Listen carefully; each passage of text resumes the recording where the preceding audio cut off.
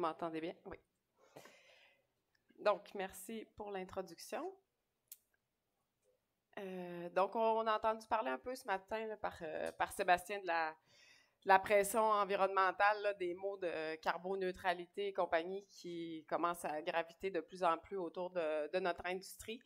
Donc, mais il est important de savoir que la productivité puis l'efficacité des productions animales ils ont augmenté significativement durant les 50 dernières années.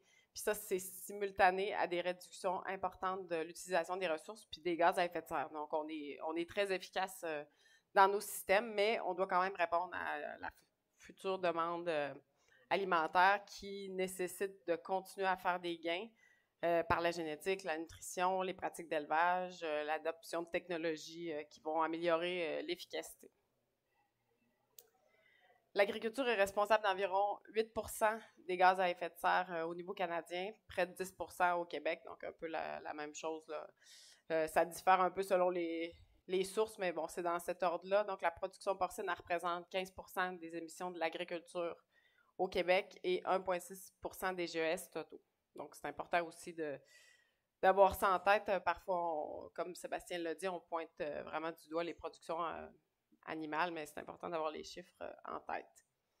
Environ 50% des impacts environnementaux associés aux productions animales, dont la production porcine, ils proviennent des ingrédients qui vont composer les aliments. Donc ça, c'est un autre point très important.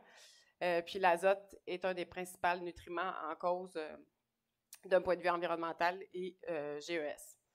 Donc, parce que, comme on le sait aussi, la production de viande demande des régimes riches en protéines, dont la principale source au niveau mondial est le tourteau de soya. Donc, dans notre contexte, l'aspect tourteau de soya est vraiment remis en cause en Europe parce qu'il provient du Brésil. Donc, il y a un aspect environnemental très fort associé au tourteau de soya qui est un peu moins notre cas ici au Canada et aux États-Unis.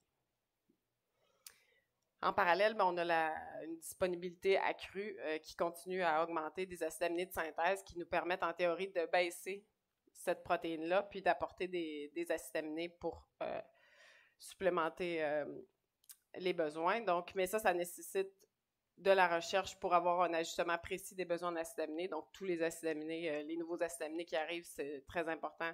Plus on va baisser la protéine, plus il faut bien connaître les besoins.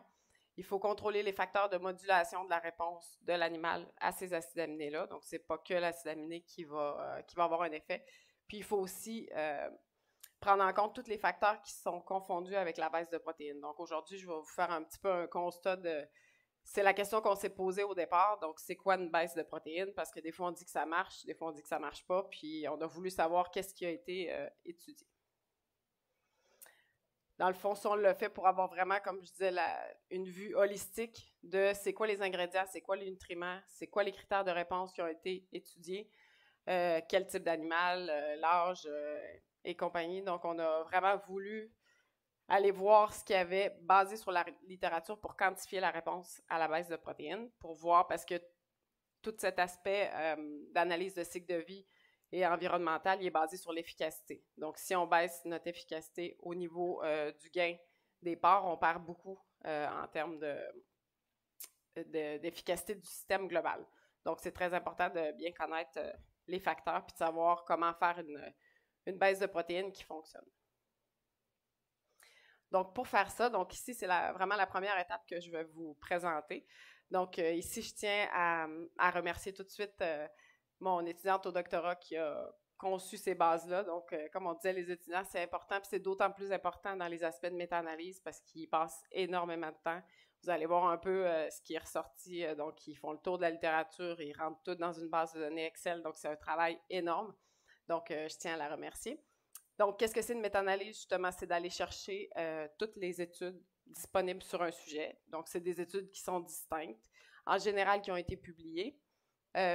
Puis, c'est des différentes études, mais qui sont similaires soit dans les objectifs, soit dans les critères qui ont été mesurés. Puis, tout ça pour répondre à une question de recherche. Ensuite, donc, c'est un peu la première étape. Puis, les étapes qui vont suivre, c'est de faire des essais de baisse de protéines dans nos conditions avec nos ingrédients. Donc, ça demeure toujours important pour, au final, faire une analyse de cycle de vie avec des vraies données, puis voir ensuite l'impact que ça peut avoir.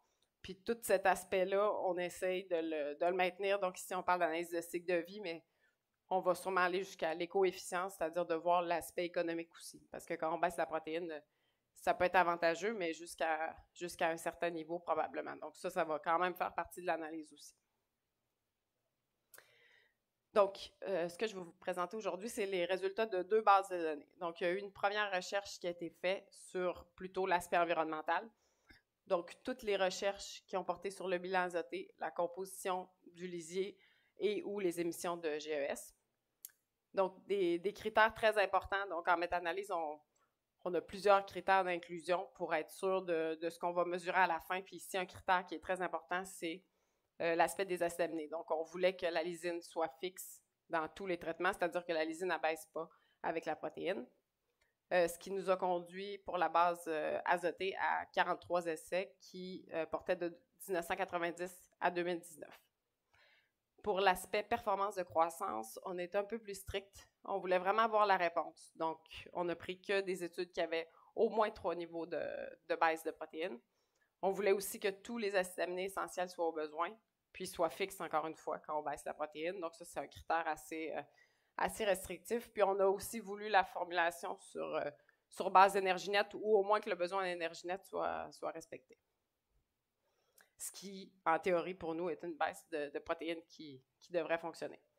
Donc, on s'est retrouvé qu'avec 13 essais, donc je vais vous présenter, qui allaient de 1993 à 2019. Donc, au niveau de l'analyse, donc une grosse partie de la méta-analyse, puis c'est principalement ce que je vais présenter aujourd'hui, c'est l'exploration de ce qu'on appelle le métadispositif. Donc, c'est les données qu'on a à disposition. Donc, qu'est-ce qu'on fait avec ça? On s'intéresse beaucoup aux relations entre les variables X. Donc, vous allez voir, là, je vais passer beaucoup de temps là-dessus. On regarde la corrélation. Donc, ici, c'est la protéine brute qui nous intéresse, puis les autres Y, donc le gain, la consommation, tous les autres facteurs qui nous intéressent. Puis, ça permet aussi de voir les plages de variation. Qu'est-ce qui a été fait? Est-ce que les acides aminés, quand on dit respect des acides aminés, oui, mais est-ce qu'il y avait des excès? Est-ce qu'il y avait... Donc, on s'intéresse vraiment à tout ça. Puis ensuite, la dernière partie qui est, je vous dirais, la plus simple, c'est d'aller faire des analyses statistiques. Donc, ici, on travaille en régression linéaire multiple en regardant l'effet linéaire quadratique de la protéine, l'âge. On prend en compte l'effet essai dans tous les modèles, puis les interactions, puis tous les facteurs qui nous viennent, qu'on pense qu'ils peuvent avoir un effet sur la réponse. Donc, tout d'abord, qu'est-ce que ça a donné en termes de dispositifs? Donc, on peut voir que la majeure partie des études ont été faites en Amérique du Nord et en Europe. Ici, on peut voir un peu l'évolution de la stratégie en acides aminés, bon, qui découle du fait de la disponibilité des acides aminés en grande partie. Donc, on peut voir que jusqu'à 2000, on avait la protéine brute et la lysine qui étaient contrôlées principalement. Ensuite est arrivé méthionine, cystine, thréonine et tryptophane. Et les stratégies se sont affinées pour qu'en 2015-2019, tout ce qu'on a récupéré, tous les acides aminés étaient contrôlés. Donc ça, c'est des choses qui sont quand même importantes puis qui ont fait que certaines études, pour nous, ont même parfois été retirées parce qu'on considère que c'est normal qu'une baisse ne fonctionne pas dans certaines conditions. Au niveau des âges, on avait un peu tout, donc la croissance, la finition, toute la phase. Encore là, ça, c'est un facteur qui est important à prendre en compte aussi, la durée des traitements alimentaires. Donc, un point qui nous intéressait, c'était comment s'est fait la baisse de protéines.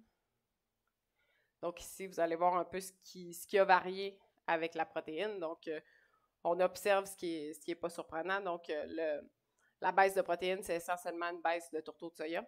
Donc, on peut voir que dans pratiquement toutes les études, donc ici, c'est les données brutes, puis les points sont toujours liés à l'intérieur d'une même étude. Donc, on peut voir que c'est vraiment le tourteau de soya qui était utilisé en majorité, sauf dans quelques études, puis qu'on a une baisse de 2 à 3 points de pourcentage de tourteau de soya par point de baisse de protéines. En parallèle, il y avait des stratégies différentes. Donc, dans certaines études, le maïs est augmenté quand on baisse le tourteau de soya, parfois non. Donc, ici, c'est essentiellement des études plutôt européennes avec d'autres céréales. C'est toujours une substitution céréale tourteau de soya en général. Ensuite, quand on fait ça, une substitution du tourteau de soya avec le maïs, on a une augmentation de l'amidon. donc qui est quand même un critère important à savoir. On a peu d'effets sur la fibre NDF, puis en général sur les autres critères de fibre. Un aspect très important, c'est le tourteau de soya contient beaucoup de potassium. Donc, le potassium a baissé avec la protéine. Donc, on voit qu'il n'y a pas vraiment de stratégie. On fait un travail strictement similaire chez le poulet, où là, on voit des stratégies de maintien du potassium. Mais ici, on peut voir dans la littérature, il n'y a rien eu qui a été fait de ce côté-là. Donc, le bilan électrolytique a baissé avec la protéine dans les études qu'on étudie jusqu'à des niveaux quand même assez bas parfois. Mais la problématique qu'on a ici d'un point de vue statistique, c'est que les deux sont confondus, la protéine et le bilan électrolytique. Donc, ils sont strictement colinéaires. Donc, c'est pas facile de savoir c'est lequel qui a fait l'effet. Parfois, des niveaux très, très bas pourraient quand même réduire les performances. Puis, en parallèle, ici, juste un exemple. Donc, ça, c'est la lysine synthétique. Donc, partout, quand on a baissé la protéine, vu nos critères qu'on avait mis de l'avant, la lysine augmente. Puis, c'est la même chose pour plusieurs autres acides aminés. Donc, au niveau des résultats sur le bilan azoté et les caractéristiques du lisier. Donc, comme on l'attendait, la baisse de protéines induit une baisse systématique très linéaire de l'excrétion d'azote. Donc, ici, ça a permis de la quantifier. Donc, on peut voir ici un peu les équations que ça peut donner au niveau du bilan azoté. Donc, ici, c'est vraiment des essais qui avaient fait des vrais bilans azotés. Donc, une baisse de l'ingéré, de l'excrété. Pas de baisse du retenu, donc on a réussi à maintenir le gain, donc une augmentation d'efficacité. Ensuite, ce qui est intéressant de regarder, c'est que cette baisse-là, elle se fait principalement au niveau de l'urine. Donc, c'est vraiment l'urine qui est plus affectée que les fesses. Puis, ce que ça conduit à un impact qui peut quand même être intéressant de diminution du volume du lisier. Donc, on s'est intéressé un peu à ça pour mieux comprendre ce qui se passe. Donc, une baisse qui est quand même importante. Donc, en fait, comme on l'a vu, oui. Quand tu baisses le lisier, il y a moins de lisier produit? Oui, de volume de lisier. Pourquoi? Parce que dans le fond, les niveaux de protéines élevés vont stimuler la consommation d'eau. Donc, ça a été montré quelques fois. Parce que ça a été plus étudié chez l'oiseau, mais il y a besoin d'eau pour excréter l'azote. Donc, c'est probablement ça qui fait la surconsommation. Mais en parallèle, on l'a vu, on a le potassium. Le potassium a quand même un effet assez fort aussi. Fait qu'on ne sait pas trop départager les deux. On a fait un essai qu'on vient de terminer chez le poulet, puis on voit que c'est quand même additif. Là. Si on baisse la protéine, on a des litières plus sèches, ils consomment moins d'eau. Si on remet le potassium, ils se remettent à en reconsommer un peu. Fait qu'ils semblent avoir l'effet des deux, là, mais... Oui, mais... Donc, les autres impacts, il y a eu quelques... Donc, ici, c'est des essais sur des analyses de cycle de vie. Donc, ça, c'est un point d'intérêt sur ce sujet-là. C'est un peu pour ça. C'est une des questions qu'on avait. Est-ce que ça peut être une stratégie pour améliorer l'empreinte environnementale de la production porcine? Donc, selon les analyses de cycle de vie qui sont là, il semble que oui. Donc, ici, l'effet sur le changement climatique et l'acidification, dû au fait qu'on diminue l'excrétion d'azote. Donc, au niveau des performances, un point aussi très important. Donc, ici, je vais présenter un peu par étapes là, les données, parce que je vous ai dit qu'on s'est mis des critères d'inclusion, mais on a quand même toute la base de données. Puis à la fin, on se dit, bon, ben, on évalue les performances juste dans ces conditions-là, parce qu'on le sait que le reste, c'est normal que les performances soient diminuées. Fait que c'est un petit peu ça qu'on voit ici. Donc, tous les essais, on a une augmentation de l'indice puis une baisse du gain. Quand on a la lysine qui est contrôlée, bon, c'est un peu moins marqué. On a encore quelques essais, mais c'est moins marqué. Puis, quand on a les autres acides aminés qui sont contrôlés, bon, on diminue le nombre d'essais. Mais si on focus sur ces essais-là, donc on peut voir ici la liste. Donc, on a 11 publications qui ont travaillé, qui ont été sélectionnées sur la base des acides aminés. Puis, quand on fait l'analyse statistique, on n'a pas d'effet sur le gain puis sur la conversion quand les acides aminés sont bien contrôlés quand on fait la baisse. Donc, mais bon, pour nous, il faut quand même demeurer prudent. Là, il y a 11 publications. Il y en a qui n'ont pas toutes étudié toutes les phases. Donc, mais c'est un constat de ce qui est là qui nous dit qu'il faut quand même revalider cet aspect-là. Mais bon, il y a du potentiel quand même à maintenir le gain puis à avoir les avantages environnementaux. Par contre, quand on regarde la consommation, bon, on n'a pas beaucoup de données, là, mais c'est quand même intéressant de voir parfois des surconsommations. On le voit beaucoup plus chez le poulet, la surconsommation, quand on baisse. Est-ce que dans certains essais, ils réussissent à maintenir leur gain parce qu'ils ont surconsommé? Donc ça, c'est des points qui vont être à étudier davantage, mais ici, on n'a pas assez de données pour aller plus loin. Au niveau de la carcasse, il y a quelques études qui se sont intéressées à l'aspect du rendement puis de la qualité de la carcasse. Donc, on peut voir ici un peu la même démarche quand on ne contrôle pas la lysine. Donc, il semble y avoir une augmentation du gras. Donc, ça aussi, encore une fois, chez la volaille, on a plus de données, on le voit, c'est très marqué. On baisse la protéine, on augmente le gras. Il y a probablement quelque chose à étudier entre l'énergie et la protéine à ce niveau-là. On le voit un petit peu chez le porc. Donc, on le voit encore ici quand tout est contrôlé, un peu d'épaisseur de gras dorsal qui augmente, puis on semble avoir une légère baisse au niveau du maigre, mais encore là, on a très peu de données. Puis ici, c'est un focus sur ceux qui avaient respecté les acides aminés. Bon, on n'a pas assez de données pour faire des statistiques, mais c'est un point qu'on considère qui est clé à regarder aussi dans la démarche. Donc, les étapes à suivre pour aller vers des protéines animales plus durables. Donc, il y a 3 aspects qu'il faut regarder, comme vous savez, dans la durabilité. Donc, le respect de l'environnement, donc sur la problématique de l'azote puis de la baisse de protéines. Bon, on a vu que la baisse de protéines, ça permet de diminuer l'extraction d'azote. Donc, l'empreinte environnementale et possiblement l'utilisation de sol et d'eau. Il faut aussi garder un produit, le côté social, puis notamment le produit sûr et de qualité. Donc, on semble avoir peu d'impact sur la carcasse. Il semble aussi y avoir plutôt des avantages à baisser la protéine d'un point de vue santé digestive. Ça, c'est des aspects qui seraient à utiliser puis qui pourraient être un levier aussi pour la baisse, si jamais la baisse elle engendrait, parce qu'un point très important qui demeure, c'est le coût. Donc, on va réussir à faire ça à quel coût. Donc, ça, c'est un point qu'on a commencé à travailler un peu. C'est sûr qu'il y a des hypothèses qui vont devoir être prises. Au Canada, on n'a pas tous les acides aminés qui sont homologués, donc on n'a pas de prix nécessairement. Donc, on travaille avec les compagnies d'acides aminés là-dessus pour faire des hypothèses qui vont tenir la route, là, mais c'est un point qui va être majeur, qui est un peu, c'est un projet je vais le montrer plus loin, qu'on fait dans différents pays, puis en Europe, ils ont la pression de la taxe carbone, puis donc les choses sont un peu différentes. Donc, je pense que nous, c'est bien de l'étudier, mais je pense que cet aspect-là doit demeurer très important. Puis donc, ça fait l'aspect sur la durabilité. Pour aller plus loin, donc on a un gros programme de recherche. Donc, ça, c'était un peu la première partie d'une de mes étudiantes.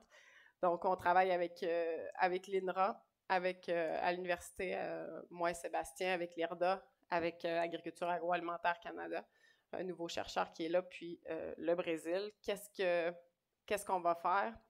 Donc, il y a plusieurs membres déjà qui ont été interrogés là, via le comité de nutrition, parce que dans ces conditions-là, c'est vraiment important d'être représentatif, parce que sinon, on va partir sur des théories, puis nos conclusions ne seront pas nécessairement valides à l'échelle canadienne. Puis même, on réfléchit Québec versus l'Ouest, où l'aspect baisse de protéines va se faire différemment. Donc, je pense que c'est important de le voir dans les deux contextes. Donc, on s'intéresse à l'impact de la réduction de la baisse de protéines. En comparaison, porc et poulet, strictement la même approche. Donc, on a déjà un peu commencé. Donc, on teste ces régimes-là à très faible protéines dans les chambres de l'IRDA qui nous permettent d'avoir toutes les émissions, puis le bilan phosphore, azote et la consommation d'eau. Donc, on va vraiment avoir le profil complet de qu'est-ce que ça produit. Puis en même temps, on regarde les performances. C'est sûr que l'on n'est pas en condition parfaite pour les performances. Donc, on va faire un gros essai performance de croissance avec une baisse de protéines. Puis, on va suivre les animaux pour voir la qualité de la viande. Au niveau du porc, il semble que l'augmentation du gras ne sera pas si importante, voire même pourrait peut-être être intéressante. Il y a le gras intramusculaire également. Mais pour comprendre cet aspect-là, on va travailler aussi l'énergie nette à l'INRA dans les chambres métaboliques pour comprendre ce qui se passe quand on baisse la protéine, donc avec Jean Noblet sur cet aspect-là. Et ensuite, on a tout l'aspect, parce que quand on pense, là, je vous ai présenté un peu la vision de l'animal, mais c'est pas l'animal qui a le gros de l'impact. Donc, on a les céréales, on a l'animal qui a un petit impact, puis on a le stockage notamment. Donc, le chercheur d'Agriculture Canada va regarder les émissions au stockage, puis le potentiel de méthanisation éventuellement, donc qui peuvent être aussi des leviers pour faire baisser la protéine. Puis ça va nous permettre vraiment d'aller faire une analyse de cycle de vie qui va être ajustée en fonction de ce qu'on va avoir mesuré. Parce que ces analyses-là sont très populaires. Là. Vous avez vu, il y en a eu une pour la production porcine, il y en a dans tous les contextes, mais ça dépend beaucoup de comment, ça va être quoi notre ferme type. Fait que cet aspect-là, on essaye vraiment d'être le plus précis possible, de faire des analyses de sensibilité, de voir c'est quoi les facteurs qui sont importants là-dedans pour réussir à le faire sans qu'il y ait trop d'impact non plus sur la production. Donc, c'est à suivre. Donc, je suis prête à prendre vos questions puis discussions autour du sujet. Merci Marie-Pierre. J'aurais une question. C'est assez une petite salle. Quand tu dis baisse de protéines, c'est assez général parce